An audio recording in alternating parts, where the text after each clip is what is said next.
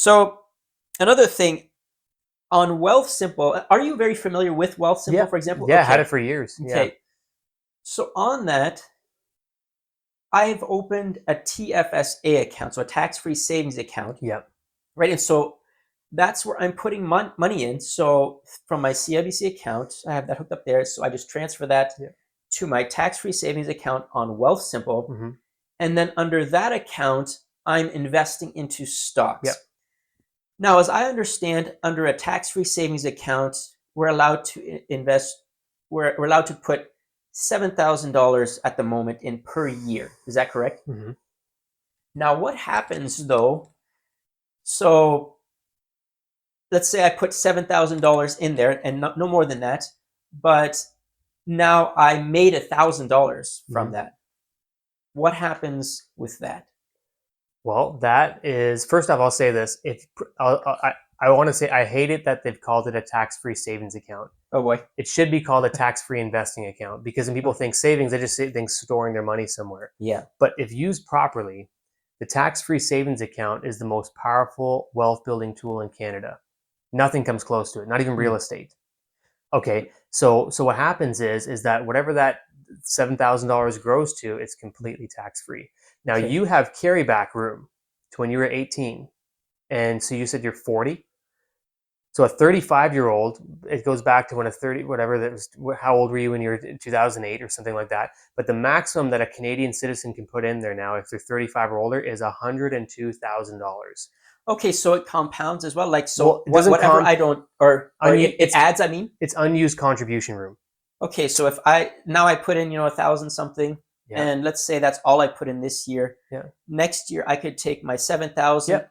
plus another 6,000 that Plus I what could have done this year plus plus another. whatever goes back to 2008, 2009 or whatever it was. Yep. Okay, because I think I read a little bit about that, but I wasn't understanding Yeah. if I was reading it correctly. 'Cause it was actually, I think, even yesterday Hmm. that I read something about this, but I thought, no, I'm probably misunderstanding this. No. Yeah, it is really it's real. So for Hmm. example, that 35-year-old, 36-year-old could drop $102,000 into a TFSA. Yeah. Whatever that grows to, whatever 7, 8, 9, 10%, it could be millions of dollars. It's Yeah. completely tax free. You don't pay a cent of tax on it. And you haven't even touched your wife's tax free savings account because Yeah. she's a Canadian citizen. Yeah. She's got her own contribution room. So, and I've thought about this because there's also RRSPs. This would be, wouldn't it almost be better to invest into that as opposed to RRSP? Or are there reasons that you would also want to do the RRSP maybe instead? Well, okay, that's a good question. We get this all the time. That's a great question. So, tax-free savings account (RSPs), those are just vehicles. Mm-hmm. It's just investment vehicles you're choosing. So, there's the three-step hierarchy of investments is this. Number one is free money. So, if you're fortunate enough to work for one of these companies that has, let's say, they pay a match, right? If you put in 50 Yeah. bucks a check, your employer will sponsor 50 bucks. That's free money. I'm Mm-hmm. not going to give you any free money. Oh man, So, that's what I was hoping yeah, for. that's not what I'm here for. So take as much free money as you can. I don't care if it's getting a terrible rate of return. That's 100% rate of return guarantee. So you use that. And then after that, we talk about tax-free money. And that's tax-free savings account. It is 99% of the time way better. And then once you've exhausted those options, then we talk about tax later money, which is an RRSP, because you do pay tax on an RRSP later. Yeah, because I heard about that, and that's Yeah, why I was wondering. Well, would it be better if the money was put into the tax-free savings account then almost and then always invested as opposed to putting it in the RSP since that is getting taxed later. as you're taking it out, right? Well, yeah. So an RSP should never be treated as a checking account. Mm-hmm. It is a registered retirement savings plan. Yeah. Again, it should be called a registered retirement investing plan because you can invest it as well. So if you made $50,000 this year and you and your wife saved 5,000 bucks, Mm-hmm. you'd take your $5,000 and put it in an RSP, and you're going to get a receipt for $5,000. You can deduct that 100% from your income. So now you're not paying income tax on 50, paying tax on 45. Yeah. And that money in that RSP will grow completely tax sheltered. But when you take it out is how it's taxed. Mm-hmm. So think about this. Right now, you're probably at the peak of your, on average, between 25 and 45, you're at the peak of your income earning years. It would be not good to take money out of an RSP now because you're going to be taxed at your tax bracket. So the idea is when you're in retirement, you're not making that money anymore. You can start to pay yourself an income at retirement and your Yeah. tax will be a lot lower. after retiring, the tax Yes. is lower. Yeah, for sure.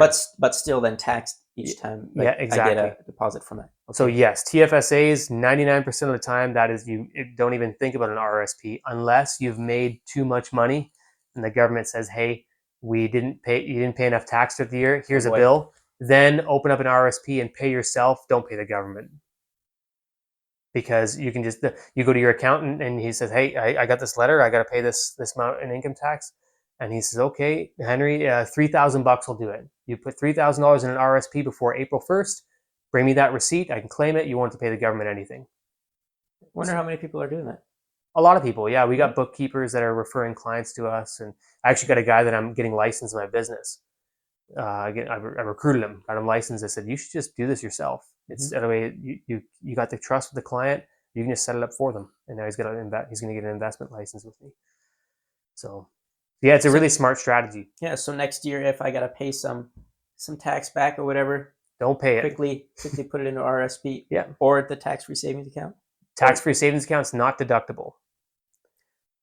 Not deductible. So a tax-free savings oh, account, gotcha. the benefit is you will never pay tax on it. So you take your paycheck where Right. taxes have already been Mm-hmm. taken off, and the goal is I don't want to ever pay tax on that money ever again.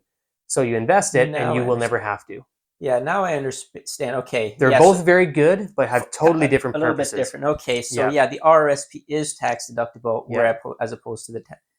Okay, so yeah, so it's tax deductible now, but later on you pay the yeah, taxes. And this one is not tax deductible, but we never pay the taxes or on yeah. the TFSA. Exactly. That makes more sense. Yeah, I know it's a bit technical, but I think your audience will get a lot of value out of that because it'll just really Yeah, understand. Okay, what makes sense for us. yeah. I mean, I'm just here for me. Like, you know, Yeah. you're explaining this to me, and I'm getting something out of it. You know, if those guys get something too, it's a bonus. This stuff we talk about This almost is, daily, and it gets me excited. I yeah, love talking about it. Just yeah. So I've definitely learned something. So that's good. mhm.